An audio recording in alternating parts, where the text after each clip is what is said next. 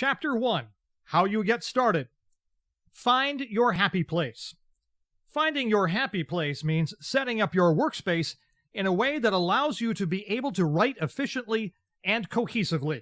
Comfort is rule number 1 when sitting down to complete a long and technical piece of written art.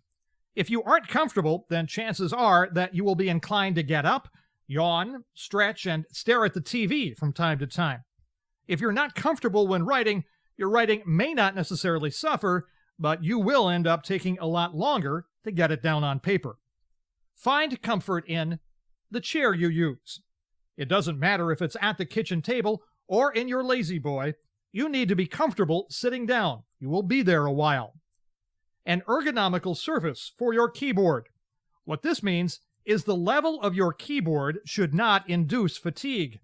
Keeping your keyboard higher than your elbows a bit helps you by allowing you to rest your palms on the bottom of the keyboard.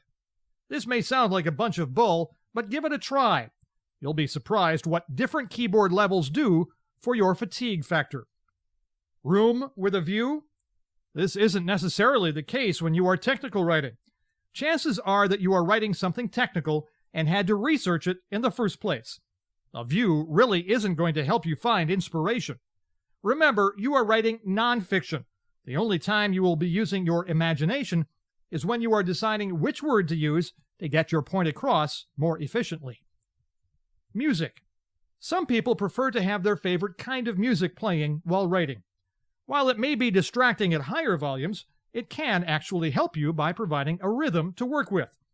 Play around a bit with different music types to see if any of them help you. By the way, listening to classical music probably won't help you much, especially when you are writing about the different kinds of bacteria found in the average kitchen. Take breaks anytime you feel like you need one.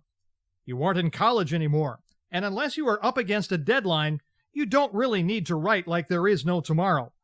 Taking a break is especially helpful if you find yourself having problems describing something effectively. Take a short break, go for a walk, or occupy your mind some other way. Chances are that while you allowed your mind the chance to relax a bit, the words you are looking for find their way onto the paper. Your writing or working area is your turf, and you should treat it as such. Having an area free of distraction will only serve to accelerate your writing. Not only does your happy space promote writing, but it promotes cohesive and effective writing. How to identify your topic. Identifying your topic is usually an easy task, mainly because your employer or client has asked to write about something specific. However, that doesn't mean the employer gave you all the information you needed to be specific about your writing. Let's say your client requested you write about acne treatment for teens. You are probably saying, "No problem, I can do that." Therein lies the first problem you are likely to face when planning your technical masterpiece. The topic covers so many different aspects that there is no way any singular publication can possibly cover every angle. You will need to break the topic down into smaller subtopics. For now, we will use the teen acne as the basis for this tutorial. Sit back for a second and think about all the other topics that can be associated to teen acne.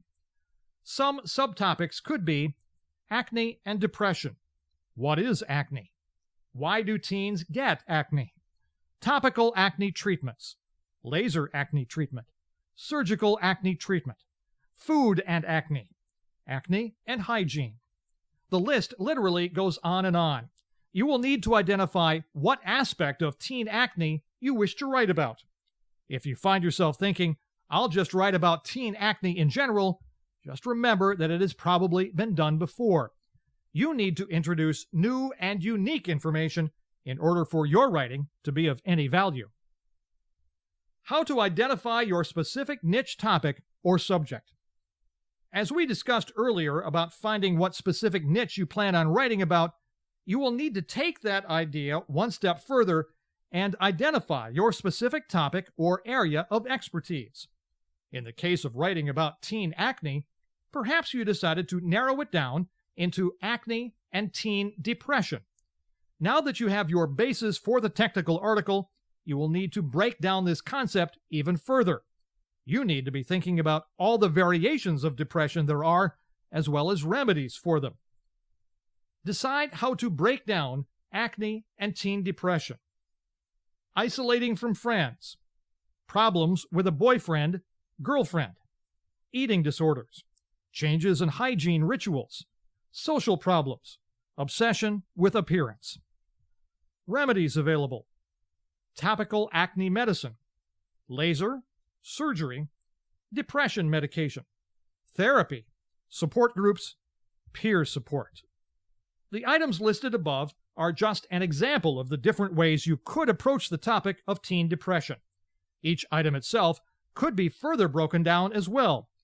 What it really comes down to is how specific you want to be in not only your technical writing, but how intensively you want to research your topic.